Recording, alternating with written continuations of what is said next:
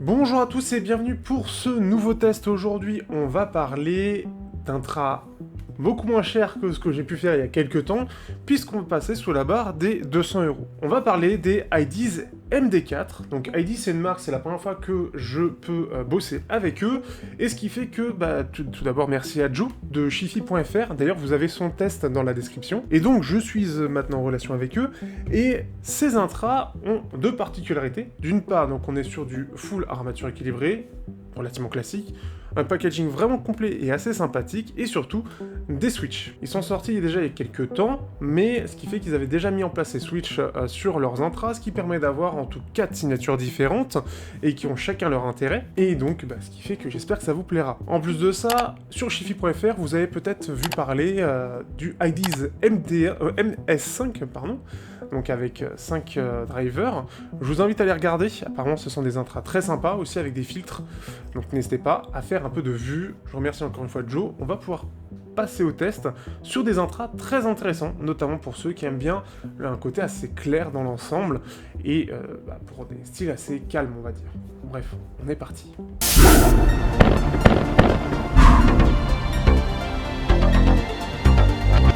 Au niveau du design, les MD4 sont vraiment réussis.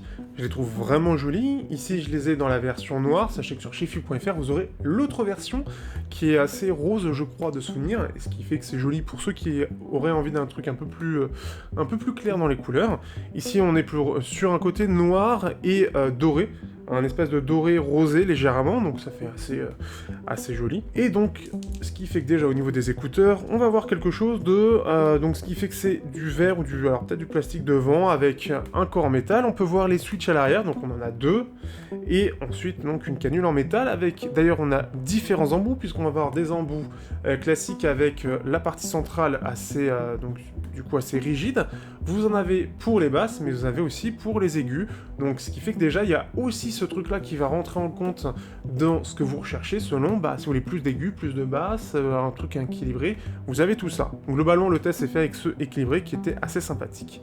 On est sur du 2 pins, donc ce qui fait qu'en termes de longévité, ce sera très bien.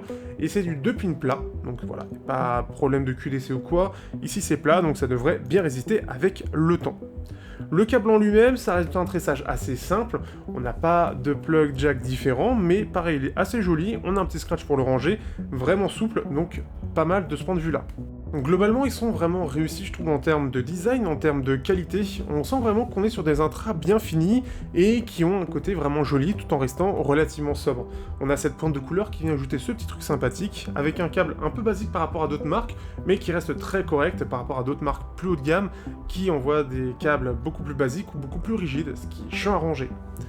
D'ailleurs, justement, pour les ranger, vous avez une petite pochette alors de rangement plus que de transport, qui est donc alors en cuir ou simili-cuir, et en plus de ça, vous avez une petite brosse qui va permettre soit de nettoyer les intras, soit aussi de jouer sur les switches, avec donc quelque chose d'assez fin pour les bouger, parce qu'effectivement, vous allez devoir utiliser ça.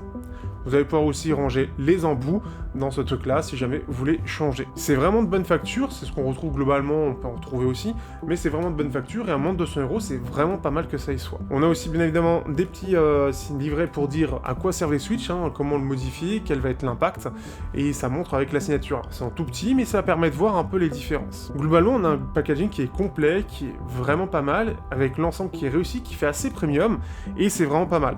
On a quelque chose de vraiment complet. Le petit switch en plus reste, c'est assez classique en soi, mais c'est bien mis à un bon endroit qui reste accessible. Voilà, j'ai du mal à parler. Mais globalement, c'est vraiment pas mal, il faut l'avouer. Ce que j'aime bien aussi, c'est le truc tout bête, c'est le fait que le câble, par rapport à l'emplacement du 2 pins, soit bien ajusté, ce qui fait que ça va vraiment dans la longévité du truc. Alors, c'est pas exactement la même densité, parce que ça fait un petit peu plus trouble du côté du câble, c'est pas aussi transparent, ce qui fait que ça peut être un peu perturbant par moment, on se dit qu'on l'a pas complètement mis, mais en fait, non, c'est juste la différence, par contre, c'est bien ajusté. Donc, très positif de ce point de vue-là.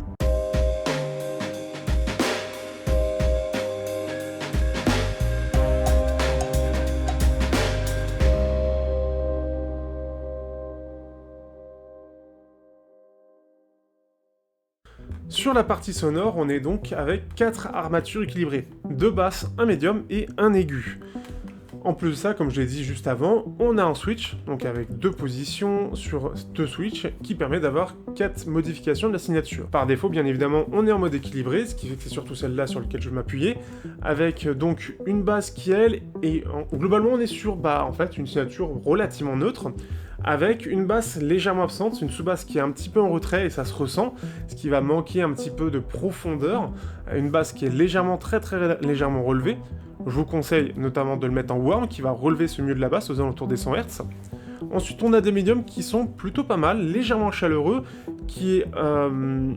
Alors, il y a un petit creux, comme on peut le voir, qui se ressent légèrement, ça peut lui donner un effet un petit peu moins naturel, mais dans l'ensemble, plutôt clair, plutôt bien restitué, avec des aigus qui ne ressortent pas spécifiquement, et des extrêmes aigus, pareil, qui ne ressortent pas spécifiquement. Donc on va pas avoir, par exemple, un pic de clarté qui va être très agressif et qui donne ce côté détaillé, sans pour autant que ce le soit réellement. Ici, c'est beaucoup plus équilibré, et ce qui fait qu'on a quelque chose même de relativement neutre. On a un son vraiment équilibré qui va être vachement bien pour tout ce qui est dub, tout ce qui est classique et ambiant, par exemple. Donc, encore une fois, vous avez tout dans la description. Mais pour des styles basseux, par exemple de la wave music, ou du synthwave, par exemple, ou de l'électro, globalement, même du métal, ça aura du mal un peu à passer. Parce que le manque de basse va vraiment se ressentir, on va le sentir que ça manque d'un côté un peu vibrant, de quelque chose, ça manque un peu de corps dans l'ensemble. Alors ça donne un effet très clair à l'ensemble, ce qui fait que c'est très bien pour de la dub, donc ce que vous avez dans la description dans ma playlist. D'ailleurs, les dernières sont très bien, hein, j'adore. Notamment Jour du voyage, je vous invite à écouter. Mais ce qui fait que c'est vraiment très bien, c'est très agréable, on a une bonne clarté, on a une scène qui est plutôt large et qui est globalement bien détaillée. On a une bonne séparation des instruments, mais vraiment, c'est vraiment ce manque de corps qui peut manquer. Et sur du métal, ça va clairement se ressentir. La basse ou la batterie vont pas avoir cet impact-là, cette profondeur, ce côté vibrant, ce côté où on aime bien quand quand c'est sympa comme ça. La guitare aussi, pareil, elle va manquer de corps, ce qui fait que c'est ça qui risque de manquer. Le mode warm va permettre de mettre un peu plus de basse et qui va permettre de donner un côté un peu plus chaleureux, justement, warm, chaud. Donc un côté un peu plus chaleureux, mais on va toujours manquer un petit peu de basse. Ça passera quand même un peu mieux pour du métal. Le mode basse, lui, remet un petit peu plus de sous-basse, mais ça reste trop léger, ce qui fait que c'est un petit peu mieux, notamment pour dehors, mais on va quand même globalement manquer de basse. Vous avez le mode équilibré par défaut, qui est vraiment ce que je vous ai décrit en termes de signature, et le mode treble qui ajoute un petit peu plus d'aigus. Ce qui est bien, c'est que ça en fait pas trop, ça donne un petit peu plus de clarté, donc aussi de la batterie, les cymbales, etc. qui sont un petit peu plus en avant, ce qui peut être bien pour des modes classiques. Dans l'ensemble, je les trouve pas mal, mais ce qui fait le plus gros défaut de ces intras, c'est ce manque de basse, parce que le reste est vraiment bien équilibré, on a quelque chose qui est globalement clair, qui est bien détaillé, et qui, pour ce qu'il propose, est vraiment sympathique. Les switches sont assez légers en termes de différence, comme vous l'avez vu dans les courbes, mais ça se ressent quand même. On a quand même un son qui va assez bien différer pour se dire « Ah oui, je préfère quand même comme ça ». Là où par exemple sur certains filtres que j'ai pu tester sur d'autres intras, la différence était beaucoup plus légère. Donc là-dessus, il y a un vrai impact et c'est bien maîtrisé de la part de IDs. En plus, globalement, on a quand même une bonne isolation, donc ce qui fait que de dehors, on a quand même quelque chose qui maîtrise plutôt bien, ce qui fait que de l'ensemble, on en profitera plutôt bien. Mais qu'est-ce que ça vaut face à d'autres intras, notamment en armature équilibrée? Vous allez voir tout de suite, j'ai surtout comparé avec d'autres intras en full armature équilibrée, comme ça permet de donner en perspective face à cette concurrence, et il y en a des intéressants, et surtout on peut voir ce que vaut IDs dans tout ça.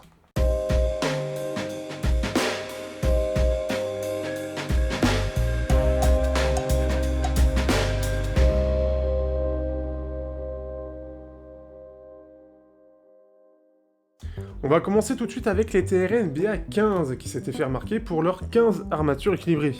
La moitié sont des drivers aigus, ce qui permet d'avoir ce côté très détaillé, et on a par exemple qu'un seul BA basse. Et pourtant, il y a des choses très intéressantes. Aujourd'hui, ils sont à peu près au même prix, au départ, cela était sorti à 300 €. On va sentir qu'on a un peu plus de basse, effectivement, elle est un peu plus relevée, elle a un petit peu plus de corps, elle a un peu plus de performance, donc là-dessus, on sent quand même que c'est un peu mieux et un peu plus fun là-dessus. On a un petit peu moins de médium, qui sont un petit peu plus en retrait, et par contre, on a clairement plus d'aigus, on peut voir ce côté un peu montant. On a ce côté plus aéré, avec une scène qui est plus large, mais c'est un peu plus propice aussi à la sibilance. On peut voir notamment qu'on a des petits pics, ce qui fait qu'à par moment, on va avoir cette petite sibilance. Je vous invite en plus de ça à l'utiliser avec des embouts un petit peu plus qualitatifs tels que les TRNT, parce que sinon l'aigu lui-même en ressort trop et pas les extrêmes aigus, ce qui fait que ça fait un son un peu moins bien, notamment une scène un peu moins large. Et globalement, je les trouve aussi un peu plus dynamiques. On va les comparer, ça faisait longtemps que je les avais pas écoutés et je trouve qu'ils ont assez mal vieilli, les Shanling AE3. donc avec notamment des drivers armature équilibrée, il y en avait 3 de chez Sonyon. On a une voix grave qui est clairement en retrait. Alors déjà, c'est le truc qui ressort tout de suite, ce qui fait que les voix graves, les voix d'hommes en gros, elles ressortent très très mal, elles font très très plates, très froides, c'est pas joli à entendre, et ça ressort très peu. Ça fait globalement peu naturel, c'est beaucoup plus sibilant. Le son dans l'ensemble est assez plat, parce qu'on va voir les médiums qui sont en avant avec les aigus. On a une basse qui est, elle, plus profonde, mais comme, en fait, en gros, c'est surtout la sous-basse, et après ça retombe, en fait, dans la basse et les bas médiums, bah du coup, bah, ça fait un mélange un peu bizarre. Elle est plus profonde, mais elle est moins percutante. Parce que justement, on n'a pas ce mid-basse, le haut des basses, avec les aigus qui ressortent correctement, ce qui fait que ça tape pas spécifiquement. On a un aigu qui est très présent, voire assez agressif, très fatigant, ce qui fait que je les trouve pas terribles là-dessus. Pareil, ça manque clairement de naturel, c'est moins dynamique, et globalement, les médiums font vraiment très plat. Donc ce qui fait que ça fait même un peu un effet radio, c'est vraiment très plat, c'est très particulier, j'aime pas du tout, et ce qui fait qu'ils sont très très mal vieillis. Je les comparais à l'époque avec d'autres intras que j'ai vus, qui eux ont d'ailleurs mieux vieilli que ça, mais ici, bah clairement, l'ID, ils ont clairement un peu moins de basse, mais surtout le reste, ils sont clairement bien meilleurs et beaucoup mieux équilibrés, avec un réglage beaucoup plus fin. On a les Sennheiser IE 200, avec un driver dynamique de 7 mm, spécifique made by Sennheiser, et ce qui fait que on a une signature un peu orientée sur les médiums. Je vous invite d'ailleurs à les écouter avec des embouts à mémoire de mousse que j'ai fait donc ici. Donc ce qui fait qu'on a une basse qui est forcément un peu plus profonde puisqu'on est sur un driver dynamique classique. On a une scène qui est aussi plus large, notamment on a ce pic de clarté qui va aider à ça.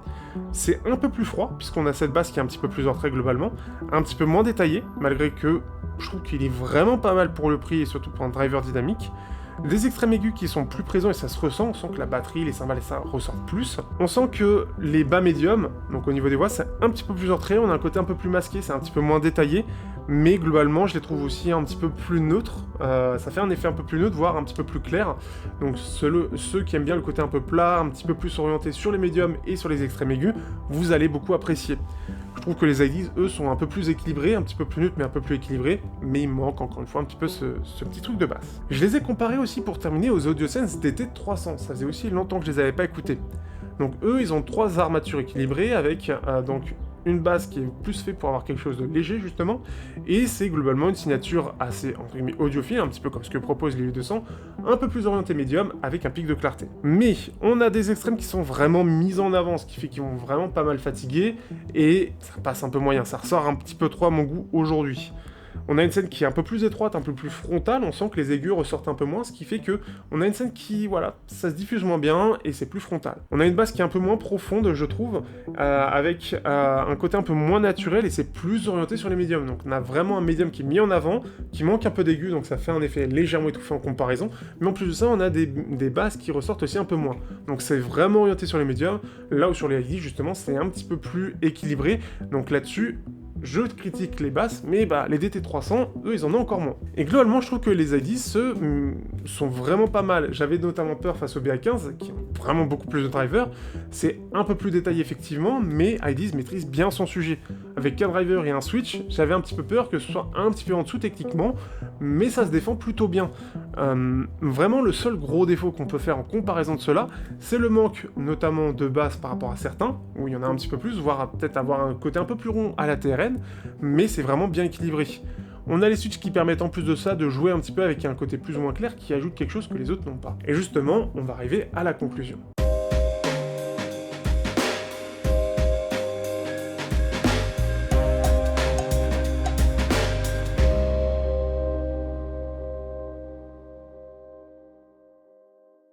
Donc, que penser de ces IDs MD4 ? Eh bien, je les trouve pas mal, parce que ce qui est bien, c'est qu'ils ont ce bon équilibre entre ce côté très design, un peu plus grand public, je trouve, accessible sur Amazon en France, et ça, c'est quand même quelque chose de très sympathique par rapport aux autres que j'ai mentionnés, hors IE200, qui eux sont tous sur AliExpress ou des sites d'import, enfin d'export plutôt.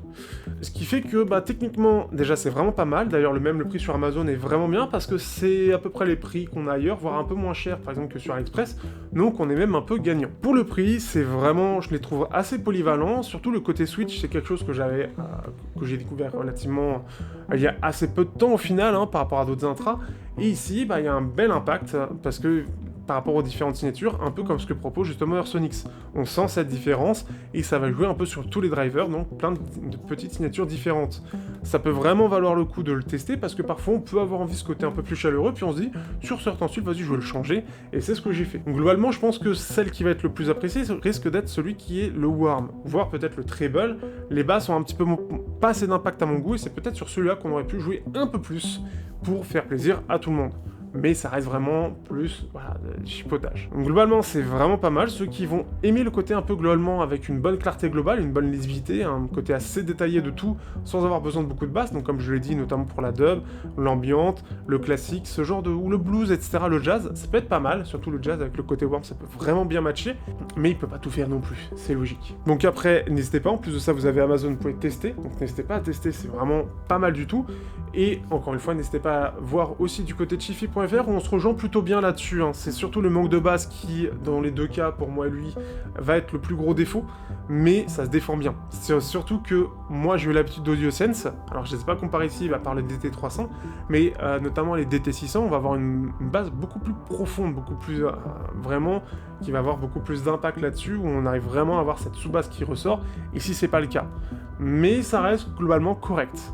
C'est la chose qui apparemment revient le plus aux oreilles de IDs, et c'est même d'ailleurs le cas sur Redfi, où ce manque de sous-basse manque à beaucoup de gens. Ça peut pas être parfait, mais globalement c'est surtout son équilibre dans la signature qui va faire la différence, donc à voir si ça vous plaît. Sur ce, je vous dis à bientôt pour de prochains tests, la prochaine fois ça va être du plein air, donc ça change radicalement.